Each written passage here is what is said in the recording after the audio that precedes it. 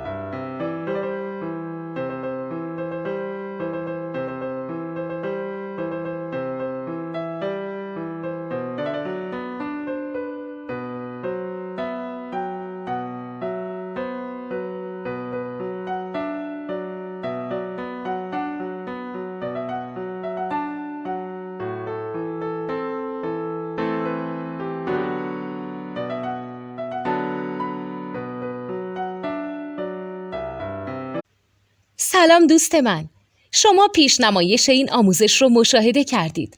برای دیدن آموزش به صورت کامل میتونید به وبسایت نوت2 که مرجع آموزش موسیقی هست مراجعه کنید.